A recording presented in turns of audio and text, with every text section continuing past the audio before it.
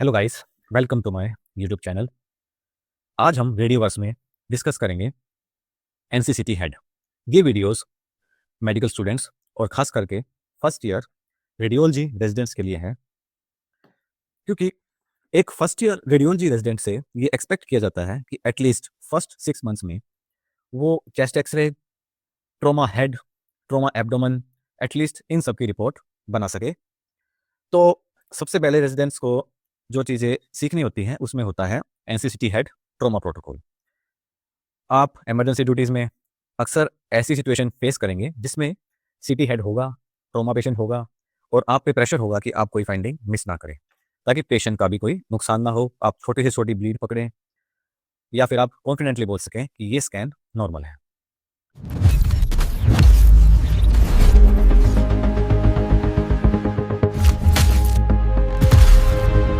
तो मैं आपको अपना एक प्रोटोकॉल शेयर करूँगा जिसको आप यूज़ कर सकते हैं, और इस प्रोटोकॉल से 99% टाइम्स आपकी रिपोर्ट ठीक ही होगी और आप कोई छोटी-मोटी ब्लीड भी मिस करने के चांस आपके कम होंगे। तो आप सब जानते ही होंगे कि सिटी हेड में हमें 2 विंडोज़ मिलती हैं। एक होती है बोन विंडो, एक होती है brain window. Bone window name से पता लग रहा है बोन इंजरीज़ के लिए होगा और ब्रेन विंडो ब्रेन की इंजरी से होगा। लेकिन हम थोड़ा अलग करेंगे।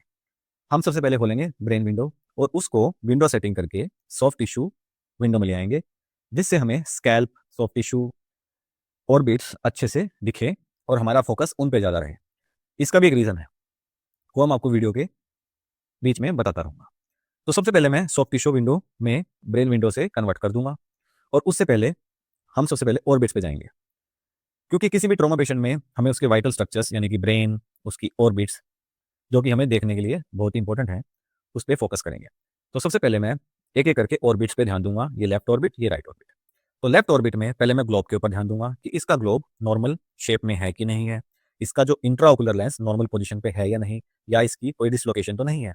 क्योंकि बेशक हम सीटी हेड रिपोर्ट कर रहे हों, लेकिन अगर हमारे एफओवी में ये सब स्ट्रक्चर्स हैं, तो हमें इन पे भी ध्यान देना चाहिए। ये हमारी एथिकल और मोरल रिस्पॉन्सिबिलिटी है। तो सबसे पहले हम लेफ्ट ऑर्बिट को देखेंगे। लेफ्ट ऑर्बिट में हमारा ये वाला ग्लोब नॉर्मल शेप का है, इसका लेंस डिसलोकेटेड नहीं है, इसकी दोनों मसल्स एक ही सेक्शन में दिखेंगी, मीडियल रेक्टस, लेटरल रेक्टस। ऊपर जाएँगे सुपीरियर रेक्टस, नीचे जाएँगे इंफीरियर रेक्टस। तो इस ऑर्बिट में कोई एब्नॉर्मैलिटी नहीं मिली। सेम हम इस पे रिपीट करेंगे, ग्लोब देखेंगे, लेंस देखेंगे, मसल्स देखेंगे। उसके बाद हम आँखों के फ्रंटल रीजन में प्रीसेप्टल थिकनिंग देखेंगे। प्रीसेप्टल थिकनिंग जब भी किसी को ट्रॉमा होता है और उसका इम्पैक्ट उसके ऑर्बिट्स पे आता है, तो उसकी आईलिड्स और प्रीसेप्टल एरिया में थिकनिंग हो जाती है। इससे हमें आइडिया लगता है कि ऑर्बिट में भी इंजरी होगी। तो प्रीसेप्टल थिकनिंग यहाँ पे नहीं है, ये नॉर्मल थिकनेस है, क्योंकि यहाँ पे कोई सॉफ्ट टिश्यू डेंसिटी नहीं आ रही है। उसके बाद हम नोज़ पे कंसंट्रेट करेंगे। मैं आपको अपने एक्सपीरियंस के हिसाब से बता रहा हूँ कि मोस्टली हेड ट्रॉमा या फिर फेस ट्रॉमा में जो most common areas of injury होते हैं, वो हेड ऑन ट्रॉमा में फेस होता है। फेस में सबसे जो मोस्ट कॉमन फ्रैक्चर्स होते हैं वो नेज़ल बोन और ज़ाइगोमेटिक आर्च होते हैं। तो हम इसमें देखेंगे कि हमें नोज़ की राइट साइड में यहाँ पे थोड़ी-सी थिकनिंग लग रही है, जो कि लेफ्ट में नहीं है। तो इसका मतलब यहाँ पे कोई ना कोई इंजरी हुई है और आगे हमें और भी फाइंडिंग्स मिल सकती हैं।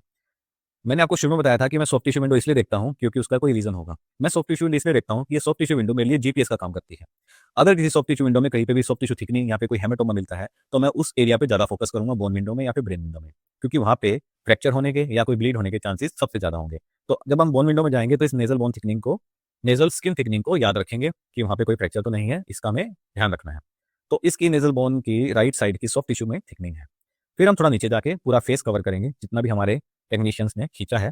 फेस पे हमें कोई थिकनिंग नहीं मिल रही है। नेज़ल बोन को कंप्लीट करके हम पूरा फ्रंटल रीजन को ट्रेस करेंगे। सो इन दिस स्कैन हमें कोई फ्रंटल स्कैल्प में हेमेटोमा नहीं मिला। सेम हम रिपीट करेंगे ऑक्सीपिटल का। ऑक्सीपिटल स्कैल्प में कोई हेमेटोमा नहीं है, कोई लीजन नहीं है। फिर हम लेफ्ट और राइट दोनों तरफ देखेंगे। पहले लेफ्ट कि लेफ्ट में कोई टेम्पोरो और पैराइटल स्कैल्प में हेमेटोमा तो नहीं है। ये नॉर्मल स्कैल्प थिकनिंग है। क्यों? इधर भी देखो, इधर दोनों दोनों कंपैरेटिवली सेम थिकनेस के हैं, तो ये नॉर्मल स्कैल्प है। हेमेटोमा थोड़ा-सा एसिमेट्रिकल होगा, उसके आस-पास की जो स्किन और सबक्यूटेनियस फैट में थिकनिंग और फैट स्ट्रेनिंग होगी। फैट स्ट्रेनिंग का मतलब क्या है? फैट स्ट्रेनिंग का मतलब है, जो नॉर्मल फैट है, वो थोड़ा-सा ब्लैकर साइड होता है। अगर उसमें थोड़ी-सी व्हाइटनिंग या फिर हेज़ीनेस आ जाती है, तो उसे फैट स्ट्रेनिंग बोलते हैं, जो कि मोस्टली इन्फ्लेमेशन, इन्फेक्शन या पोस्ट ट्रॉमेटिक कारणों से हो सकता है। तो इसकी पूरी स्कैल्प में हमने देख लिया है कि पूरी स्कैल्प में कोई थिकनिंग नहीं है, कोई हेमेटोमा नहीं है। हाँ, थोड़ा नेज़ल बोन पे थिकनिंग है, जो कि हम बोन विंडो में कवर करेंगे। तो soft tissue window is like a GPS in trauma patients. Because it's highly unlikely कि सॉफ्ट टिश्यू थिकनिंग नहीं है और अंदर इंजरी हो गई है। हाँ, एक दो चीज़ों कंडीशंस में हो सकती है जिनके बारे में आपको मैं बताऊंगा, याद रखिएगा। तो उसके बाद हम बोन विंडो में कन्वर्ट करेंगे इसको। बोन विंडो में सेम प्रोटोकॉल। सबसे पहले most common site of fracture यानी कि ज़ाइगोमेटिक आर्च और फ्रंटल बोन पे कंसंट्रेट करेंगे। मैं मोस्टली लेफ्ट और राइट को अलग तरीके से देखता हूँ, क्योंकि अगर हम पूरा ध्यान रखते हैं तो चांसेस है कि हम हर बोन को अच्छे से देख नहीं पाएंगे। ये जो मैं प्रोटोकॉल बता रहा हूँ ये थोड़ा स्लो है, लेकिन आप जब इसकी हैबिट डालेंगे तो आपको इसको स्पाइनल रिफ्लेक्स में कन्वर्ट करना है, ताकि आप बिना सोचे इस प्रोटोकॉल से चल सके। तो सबसे पहले मैं टेरिगोइड प्लेट पे ध्यान देता हूँ। ये बहुत ही इंपॉर्टेंट हिस्सा है तो छोटी सी बोन्स, लेकिन इसके आसपास मीडियल टेरिगोइड और लेटर टेरिगोइड मसल्स होती हैं, जो हमें स्वेलिंग और खाना निगलने में हेल्प करते हैं। तो इसकी ये मीडियल प्लेट और ये लेटरल प्लेट टेरिगोइड नॉर्मल है। फिर मैं नीचे आके मैंडिबल को, जितना हमें मैंडिबल दिख रहा है पूरा ट्रेस करके, उसके कॉन्डाइलर प्रोसेस और कॉर्नर प्रोसेस में कोई फ्रैक्चर नहीं है और ये टीएम जॉइंट डिसलोकेटेड नहीं है। इसको कंप्लीट करने के बाद मैं जो most common bone to fracture, most common है in my experience, it's most common, so zygomatic arch को देखेंगे, क्योंकि जब भी कोई ट्रॉमा या फिर फिजिकल असॉल्ट होता है तो मोस्टली यहाँ पे इंपैक्ट होता है फेस पे, तो नेज़ल बोन और ये ज़ाइगोमेटिक आर्च टूटने के चांस ज़्यादा है। तो इसकी ज़ाइगोमेटिक आर्च पूरी कंप्लीट है। यहाँ पे एक नॉर्मली एक फ्रैक्चर होता है, फ्रैक्चर नहीं, यहाँ पे नॉर्मली एक सूचर होता है जिसको हम फ्रैक्चर मान लेते हैं और कई बार दे भी देते हैं। तो हमें देखना होता है कि अगर यहाँ पे सूचर है तो ऊपर सॉफ्ट टिश्यू थिकनिंग नहीं होगी, लेकिन कई बार इसी जगह पे फ्रैक्चर हो सकता है तो वहाँ पे सॉफ्ट टिश्यू थिकनिंग होगी। सो जैसे मैंने पहले बोला था, soft tissue thickening is like a GPS. ये आपको, आपके लिए एक फ्लैश लाइट का काम करेगा कि आप कोई चीज़ें मिस ना करो। ऐसे ही इसको हमने खत्म करने के बाद हम इसी तरफ से मैक्सिलरी साइनस की वॉल्स को ट्रेस करते हुए लेटर वॉल ऑफ ऑर्बिट को पूरा कंप्लीट करेंगे। यहाँ पे भी मोस्टली फ्रैक्चर होते हैं जाइकोमा में। उसके बाद सेम चीज़ हम यहाँ रिपीट करेंगे, pterygoid plate, mandible, condyle, zygomatic arch और मैक्सिलरी साइनस को लेके लेटर वॉल ऑफ ऑर्बिट। फिर हमें याद था कि हमें नेज़ल बोन पे यहाँ पे थिकनिंग दिखी थी, तो अगर आप ध्यान से देखोगे तो यहाँ पे नेज़ल बोन की थोड़ी सी ऑफसेटिंग है। इसको मैं अगर शार्प करता हूँ तो हमें यहाँ पे एक फ्रैक्चर दिखेगा। तो हमारे जीबीएस ने काम किया, सॉफ्ट टिश्यू थिकनिंग दिखी और अंदर एक हमें फाइंडिंग मिली। इस फाइंडिंग को हम कैसे लिखेंगे? Mild offsetting of nasal bone with heal and fracture seen with adjacent and overlying soft tissue thickening. So इस फाइंडिंग को कंप्लीट करने के बाद हम बाकी बोन्स पे ध्यान देंगे। हम नेज़ल बोन से पूरा ऊपर ट्रेस करते हुए पूरी फ्रंटल बोन को ट्रेस करेंगे। फ्रंटल बोन नॉर्मल है। फिर हम पीछे की तरफ ऑक्सीपिटल बोन और हाइपराइटल बोन को ट्रेस करते हुए नीचे तक आएंगे, यहाँ पे भी कोई फ्रैक्चर नहीं है।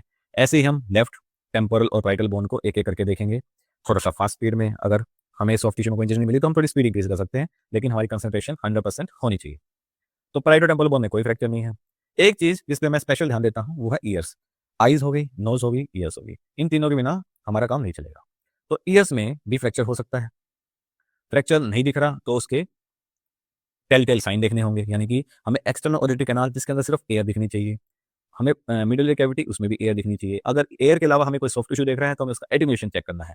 एटेन्यूएशन अगर ब्लड का होता है तो ब्लड का एटेन्यूएशन मोस्टली 50 टू 70 होता है, 50 टू 70 एचयू। तो अगर वो सॉफ्ट टिश्यू ब्लड की एटेन्यूएशन में आ रहा है तो हमें उसके आसपास और भी चीज़ें देखनी होंगी कि वहाँ पे कोई सॉफ्ट टिश्यू थिकनिंग तो नहीं है, पेशेंट के ईयर से ईयर ब्लीड तो नहीं हुई है। अगर ये सब कुछ है तो हमें एक फ्रैक्चर ढूंढना पड़ेगा, क्योंकि सॉफ्ट टिश्यू के साथ फ्रैक्चर मिलने के चांस होते हैं। तो हम पूरे ध्यान इस पूरे टेम्पोरल बोन को ध्यान से देखेंगे और कोई फ्रैक्चर नहीं मिला। ऐसे ही सेम यहाँ पे रिपीट करेंगे। ये दोनों सारे स्ट्रक्चर होने के बाद हमारी बोन विंडो ऑलमोस्ट कंप्लीट है और 99.9% चांसेस है कि हमने कोई फाइंडिंग अभी तक तो मिस नहीं की है। उसके बाद हम आएंगे ब्रेन विंडो पे, जिसको आप मोस्टली सबसे पहले देखते हैं। हालाँकि देखना चाहिए, क्योंकि जब आपके पीछे कोई सर्जन खड़ा हो या फिर सर्जरी रेजिडेंट खड़े हो कि जल्दी से ब्लीड बता दो, जल्दी से ब्लीड करो, तो ब्रेन विंड आप सारे स्टेप्स को मिस करके सीधा ब्रेन विंडो पे आ सकते हैं। लेकिन अगर if there is no rush तो इस प्रोटोकॉल से भी आप चल सकते हैं, क्योंकि जो मैंने स्टार्टिंग में बताया, समझाने में मुझे टाइम लगा, लेकिन ये सब काम करने में मुझे हार्डली 30 सेकंड्स 15 सेकंड्स लगते हैं। तो अब हम ब्रेन विंडो में आएँगे। ब्रेन विंडो नॉर्मली आपको ऐसे दिखेगा। ब्रेन विंडो को मैं थोड़ा-सा कन्वर्ट करके डार्कर शेड में ले जाता हूँ, क्योंकि जो ब्लड होता है वो ब्रेन से थोड़ा-सा ज़्यादा व्हाइट होता है। उसको और व्हाइट करने के लिए मैं थोड़ा कंट्रास्ट एडजस्ट करता हूँ और ब्रेन को थोड़ा डार्क कर देता हूँ, ताकि ब्लड अलग से मुझे चमक के दिखे और ज़्यादा आइज़ पे स्ट्रेन ना पड़े। इस ट्रिक से आप ब्लीडिंग ज़्यादा पकड़ पाएँगे। तो ब्लीड बहुत सारी टाइप्स की होती हैं ब्रेन में। सपोज़ करते हैं यहाँ पे एक हेमेटोमा मिला हमारे को, इस पेशेंट में नहीं, किसी और पेशेंट में। अब हेमेटोमा है तो इसके ऊपर इम्पैक्ट पड़ा होगा। इम्पैक्ट पड़ा होगा तो इंजरीज़ 2 तरह की होती है ब्रेन में, कूप इंजरी, काउंटर कूप इंजरी। यानी कि यहाँ पे प्राइमरी इफेक्ट से कूप इंजरी हुई और सेकेंडरी इफेक्ट यहाँ पे जाके काउंटर कूप इंजरी। तो कूप इंजरी में मोस्टली स्कैल्प हेमेटोमा मिलेगा। आपको यहाँ के नीचे फ्रैक्चर मिल सकता है। इसके नीचे आपको एक्स्ट्राड्यूरल हेमरेज मिल सकती है या सबड्यूरल हेमरेज मिल सकती है। आपको यहाँ पे कंट्यूजन मिल सकता है और काउंटर कूप में भी इनमें से कोई भी चीज़ हो सकती है, लेकिन मोस्टली काउंटर कूप में कंफ्यूजन होता है। अभी कंफ्यूजन क्या होता है, एसडीएच क्या होता है, ईडीएच क्या होता है। तो सबसे पहले बात करेंगे एसडीएच और ईडीएच की। ब्रेन में 3 मेनिजेस होती हैं, ड्यूरा मैटर, अरेक्नॉइड मैटर, पाया मैटर। तो ड्यूरा मैटर के रिलेशन में हमें 2 तरह की डिवीजन की है। पहली है एक्स्ट्राड्यूरल हेमरेज। एक्स्ट्राड्यूरल हेमरेज में मतलब होता है ड्यूरा के बाहर, यानी कि ब्रेन के चारों तरफ जो मेनिजेस है, जो लास्ट मेनिजेस सबसे ऊपर वाली मेनिजेस है ड्यूरा मैटर, उससे बाहर ब्लीड हुई है। EDH are most dangerous bleed in this context. EDH में क्या होता है कि सपोज कीजिए यहाँ पे ड्यूरा मैटर है और उसके ऊपर ब्रेन की बोन है, यानी कि कैलवेरियम है, यानी कि ये temporal bone in this case. So bleed यहाँ पे ऐसे बाई कॉन्वेक्स शेप में इकट्ठी होती रहती है और वो मोस्टली आर्टेरियल ब्लीड होती है। तो आर्टरी में क्या होता है, प्रेशर ज़्यादा होता है, तो प्रेशर की वजह से वो ब्लीड बढ़ती रहती है, बढ़ती रहती है। उसमें एक साइन भी होता है, स्वेल साइन, वो मैं आपको नेक्स्ट वीडियो में बताऊंगा। तो प्रेशर से ब्लीड आती जा रही है, आती जा रही है, और ब्लीड को एस्केप करने की जगह नहीं मिल रही, तो वो पूरी शेप बढ़ती जाएगी और क्या पता इतनी बड़ी हो जाए। उससे क्या होगा, स्पेस तो लिमिटेड है, तो ब्रेन कंप्रेस होगा। ब्रेन के कंप्रेस होने से उसके वाइटल स्ट्रक्चर्स कंप्रेस हो सकते हैं और ब्रेन के इंपॉर्टेंट एरियाज काम करना बंद करेंगे। सपोज कीजिए कि इतना प्रेशर हो गया कि ब्रेन स्टेम ही कंप्रेस होगी, तो आपके रेस्पिरेशन वगैरह में फर्क पड़ेगा और पेशेंट कैन डाई ऑल्सो। सो हमें ईडीएच को मिस नहीं करना है। तो मैं आपको बता ही देता हूँ कि वो कौन सा साइन है, स्वेल साइन। अगर उस हेमेटोमा में, एक्स्ट्राड्यूरल हेमेटोमा में आपको हेट्रोजेनिटी और ब्लैक एरियाज दिख रहे हैं, तो उसको स्वेल साइन बोलते हैं। अगर किसी भी टाइम आपको स्वेल साइन दिखता है, तो आपको उसी टाइम इमरजेंसी में फोन करना है और बताना है पेशेंट इज एक्टिवली ब्लीडिंग, मतलब पेशेंट कैन डाई। तो उसी टाइम न्यूरोसर्जन को कंसल्ट करके आपको उस पेशेंट को अलर्ट करना है, पेशेंट के डॉक्टर्स को अलर्ट करना है। अगर ड्यूरामीटर से नीचे ब्लीड है तो उसको बोलेंगे सबड्यूरल हेमरेज। तो सबड्यूरल हेमरेज है, it's like free flowing blood. तो वो ब्लड पूरा फैल सकता है अलोंग द गायराई। वो ब्लड पूरा ऐसे फैलेगा और वो मास इफेक्ट थोड़ा सा ईडीएच से कम डालेगा। हाँ, अगर ज़्यादा ही बड़ा हो गया तो वो मास इफेक्ट वो भी डालेगा, लेकिन मोस्टली वो मास इफेक्ट कम डालेगा। तो एसडीएच थोड़ा सा ब्रेन को ट्रेस करते हुए दिखेंगे। तो एसडीएच ईडीएच की बात हो गई है। अब हम इस पेशेंट में देखते हैं कि इसमें एसडीएच ईडीएच है या नहीं। तो सबसे पहले मैं देखता हूँ टेंटोरियम और फाक्स। मेरे प्रोटोकॉल में टेंटोरियम फाक्स आता है क्योंकि these are easy to miss things. तो सबसे पहले मैं जो इजी टू मिस देखता हूँ उन्हीं पे ध्यान देता हूँ कि ये सब इजी, हम इसको ओवरलुक कर सकते हैं, लेकिन they can be life threatening also in some cases. So मैं पूरा ऊपर से नीचे इंटर हेमिस्फेरिक फिशर को देखूंगा और पूरा नीचे आऊंगा और टेंटोरियम तक जाऊंगा। टेंटोरियम के 2 लीफलेट होंगे, राइट और लेफ्ट। इन लीफलेट में इंटर हेमिस्फेरिक फिशर और टेंटोरियम में थोड़ा सा हाइपर डेंसिटी आती है क्योंकि they are composed of slow flowing dural sinuses.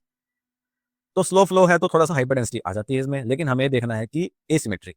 अगर राइट साइड की वाइटनेस यानी कि हाइपर डेंसिटी थोड़ी ज्यादा है लेफ्ट से, और इसी तरफ कोई स्कैल्प हेमेटोमा है, तो पूरे चांसेस हैं कि इस पार्क्स में यानी कि इस वी फ्लैट ऑफ टेंटोरियल सेबुला में कोई ब्लीड होगी। हालांकि इस केस में वो नॉर्मल है। ऐसे ही अगर यहाँ पे कोई हेमेटोमा है और इस तरफ की लीफलेट में हाइपर डेंसिटी, टेंटोरियम के एंटी एस्पेक्ट में हाइपर डेंसिटी ज्यादा है, तो उसके भी चांसेस हैं कि वो फाक्स एसडीएच या फाक्स ब्लीड है। तो इसकी फाक्स नॉर्मल है। अब मैं फ्रंटल लीजन को, मैं मोस्टली लेफ्ट टू राइट जाता हूँ, तो हम फ्रंटल लीजन को ऊपर से नीचे ट्रेस करेंगे। हमें ध्यान रखना पूरा यहाँ पे बोन और ब्रेन के बीच में कि वहाँ पे कोई ब्लड तो नहीं है। तो नीचे आते आते मैंने पूरा फ्रंटल रीजन ट्रेस किया। अब मैं राइट की तरफ जाऊंगा, राइट का फ्रंटल कंप्लीट किया। तो हमने फ्रंटल रीजन कंप्लीट कर दिया है। अब हम आएंगे टेम्पोरल रीजन में। टेम्पोरल रीजन थोड़ा सा इंपॉर्टेंट है क्योंकि यहाँ पे हम ध्यान थोड़ा कम देते हैं। सपोज कीजिए यहाँ पे कोई फ्रैक्चर है, हेमेटोमा है और स्कैल्प पे थिकनिंग है, तो हमें यहाँ पे एक कलेक्शन दिखेगा ब्लड का। तो क्या वो एसडीएच है? उसकी शेप में भी बाई कन्वेक्स ना हो तो शेप पे नहीं जा सकते, क्योंकि यहाँ पे जो ब्लड होगा उसको हमेशा मोस्टली हम उसको ईडीएच बोलेंगे, लेकिन वो ईडीएच डेंजरस वाला नहीं, ये होगा वीनस ईडीएच, क्योंकि यहाँ पे साइनसिस होते हैं, ड्यूरल साइनसिस। तो यहाँ पे जो ईडीएच बनेगा वो वीनस ईडीएच है। क्या आप जानते हैं वीनस ईडीएच और कहाँ कहाँ हो सकता है? अगर आप जानते हैं तो कमेंट सेक्शन में बताइए, क्योंकि उसके बारे में हम डिस्कस करेंगे नेक्स्ट वीडियो में, जब भी हमें डिफरेंट टाइप ऑफ ब्लीड के बारे में डिस्कस करना होगा। तो यहाँ पे हम वीनस ईडीएच देखेंगे। ये थोड़ा सा कम डेंजरस है क्योंकि वेन का प्रेशर कम होता है, और प्रेशर कम है तो इतना प्रेशर ब्रेन पे भी नहीं पड़ेगा कि वो इतना बड़ा हो जाए कि ब्रेन को दबा दे। तो यहाँ पे कोई वीनस ईडीएच नहीं है, यहाँ पे कोई वीनस ईडीएच नहीं है। उसके बाद हम पूरा ट्रेस करते हुए एसडीएच और ईडीएच पूरा ऊपर तक देखेंगे, दोनों एरियाज में, पहले लेफ्ट फिर राइट। उसके बाद हम दोनों राइटो टेम्पोरल या राइटो ऑक्सीपिटल रीजन में पूरा ट्रेस करेंगे ब्रेन को। इधर भी कुछ नहीं है और इधर भी कुछ नहीं है। तो चारों तरफ हमने ब्रेन के देख लिया है, कोई ब्लीड नहीं है, कुछ नहीं है। अब अंदर आएंगे ब्रेन के। तो ब्रेन में जो इंट्रा पेरेन्काइमल ब्लीड्स होती हैं ट्रोमा सेटिंग्स में स्पेसिफिकली, पहली होती है कंट्यूजन। कंट्यूजन की मोस्ट कॉमन लोकेशन होती है बेजी टेम्पोरल, यानी कि टेम्पोरल रीजन के बिल्कुल नीचे, और बेजी फ्रंटल यानी फ्रंटल लोब के बिल्कुल नीचे। क्यों? क्योंकि इनके नीचे होती है बोन। बोन यानी कि बेस ऑफ स्कल। तो जब ब्रेन यहाँ पे सबसाइड कर रहा होता है इस बोन के ऊपर, तो जब भी कोई इंजरी होती है तो वो ब्रेन उस पर रगड़ खाता है। रगड़ खाने से वहाँ पे कंफ्यूजन आ जाते हैं। कंफ्यूजन कुछ नहीं है, एक ब्रूज है। जैसे हमें स्किन में इंजरी होगी तो यहाँ पे एक ब्रूज पड़ जाएगा, ऐसे ही ब्रेन कंफ्यूजन को भी ब्रूज बोल सकते हैं। तो कंफ्यूजन थोड़ा डेंजरस भी हो सकता है अगर कंट्यूजन बड़ा है, क्योंकि कंट्यूजन के आसपास ईडिमा भी आएगा। जब भी आपको कोई स्किन में या आपकी बॉडी के किसी स्ट्रक्चर में इंजरी होती है तो वहाँ पे ईडिमा आता है, जो कि इन्फ्लेमेटरी रिस्पॉन्स है। तो उस ईडिमा से ब्रेन पे इफेक्ट पड़ता है, ब्रेन पे प्रेशर पड़ता है, प्रेशर पे ब्रेन में कंप्रेशन आएगा तो आपको सिम्टम्स आएंगे, हेडेक होगा, वॉमिटिंग होगी। तो हमें सबसे पहले कंट्यूजन देखना है। कंट्यूजन हमारी जो सबसे इंपॉर्टेंट साइट्स होती हैं वो ये दो साइट्स होती हैं, दोनों टेम्पोरल, बेसी टेम्पोरल जहाँ पे कुछ नहीं है, और बेसी फ्रंटल जहाँ पे भी कुछ नहीं है। अब कंट्यूजन थोड़ा छोटा हो और स्पेसिफिकली अगर ये देखो ये ग्रे मैटर, ये व्हाइट मैटर, ग्रे मैटर थोड़ा सा व्हाइट दिखता है, व्हाइट मैटर थोड़ा ब्लैक दिखता है सिटी पे। तो इस एरिया पे मान लो कोई ब्लड का फोकस है और वो छोटा है, ज़्यादा एडिमा भी नहीं है, तो क्या वो छोटा कंट्यूजन है? नहीं। उसमें हमें देखना है जीसीएस। जीसीएस यानी कि ग्लासगो कोमा स्केल। हमें इमीडिएटली ईआर में कॉल करना है और पता करना है कि आपका पेशेंट का ग्लासगो कोमा स्केल क्या है। अगर वो बोलते हैं डॉक्टर साहब जीसीएस तो बहुत पुअर है, तो इस ब्लीड की बहुत ज़्यादा इंपॉर्टेंस है। ये ब्लीड डिफ्यूज एक्सोनल इंजरी का एक साइन हो सकती है। डिफ्यूज एक्सोनल इंजरी क्या होता है? ब्रेन में ग्रे मैटर होता है, व्हाइट मैटर होता है। ग्रे मैटर व्हाइट मैटर के ऐसे लगा होता है। अगर आप एक्सीडेंट में बाइक पे हैं, आपका पेशेंट बाइक पे है, या फिर एकदम से एक्सीडेंट हुआ आरटीए, मोस्टली आरटीए में, तो सडन एक्सेलरेशन डीएक्सेलरेशन किसी भी तरह की इंजरी से ग्रे मैटर और व्हाइट मैटर की डेंसिटी अलग होने की वजह से दोनों अलग अलग डायरेक्शन में या फिर अलग अलग स्पीड से मूव करते हैं। मान लो एक्सीडेंट ऐसे हुआ और आपका ग्रे मैटर स्पीड में चला गया, व्हाइट मैटर थोड़ा कम स्पीड में चला गया, तो दोनों के बीच में जो एक्सोनल कनेक्शन है वो कट जाते हैं। तो कट जाते हैं तो मतलब कनेक्शन खत्म, कनेक्शन खत्म तो वहाँ पे इंजरी हुई, इंजरी का साइन क्या होगा? ब्लीड। तो वहाँ पे छोटे छोटे डॉट्स आएंगे, तो ये डॉट्स डिफ्यूज एक्सोनल इंजरी की तरफ इशारा करते हैं। लेकिन कई बार सीटी स्कैन नॉर्मल होता है, जीसीएस पूरा होता है, तो क्या उसको डीएआई नहीं है? नहीं, उसको डीएआई हो सकती है, क्योंकि डीएआई में माइक्रो ब्लीड्स होती है। माइक्रो ब्लीड्स कई बार सीटी स्कैन नहीं पकड़ पाता, तो उसको पकड़ने के लिए क्या करवाना है? एमआरआई। एमआरआई में हमारे पास एसडब्ल्यूआई या फिर जीआरई सीक्वेंस होता है जो स्पेसिफिकली ब्लड प्रोडक्ट्स को पकड़ने के लिए होता है। तो इन सीक्वेंसेस से हम डीआई को आसानी से पकड़ सकते हैं, या फिर कह सकते हैं कि थोड़ा बहुत रूल आउट भी कर सकते हैं, क्योंकि कई बार उसमें भी थोड़ा लेट चेंजेस आते हैं। 24 आवर्स के बाद रिपीट कराएंगे, जीसीएस अगर रिकवर नहीं कर रहा तो हमें 24 आवर्स के बाद भी ब्लीड दिख सकती है। तो इनिशियल स्कैन और 24 आवर्स के बाद का स्कैन में काफ़ी डिफरेंसेस आ सकते हैं। इसका मतलब ये नहीं कि आपने पहले मिस कर दिया। इसको अपनी क्षमता के ऊपर शक करने की जरूरत नहीं है, क्योंकि 24 आवर्स में ब्रेन की इंजरीज इवॉल्व करती हैं और ज़्यादा अच्छी तरीके से दिख सकती है। तो मैंने आपको डीआई बता दिया। डिफ्यूज एक्सोनल इंजरी की ग्रेडिंग भी होती है, जिसके बारे में हम अगली वीडियो में या किसी और वीडियो में डिस्कस करेंगे। कंट्यूजन हो गया, डिफ्यूज एक्सोनल इंजरी हो गया, अब रह गया सब एरेक्नोइड हेमरेज। सब एरेक्नोइड हेमरेज होता है सीएसएस स्पेसिस में ब्लीड। सीएसएस स्पेस कहाँ होते हैं? हमारे फिशर्स में, जैसे कि सबसे बड़ा फिशर है ये सीलियन फिशर। इसमें नॉर्मल ये ब्लैकनेस आ रखी है, ब्लैकनेस मतलब ये सीएसएफ है। अगर ब्लड इसमें मिक्स होगा तो ये ब्लैकनेस व्हाइटनेस में कन्वर्ट हो जाएगी। अब वो व्हाइटनेस का नंबर कितना होगा? 50 से 70 के आसपास। तो अगर आपको सीलियन फिशर में ब्लड दिख रहा है तो क्या है? सब एरेक्नोइड हेमरेज। लेकिन वो एक चीज़ और भी हो सकती है।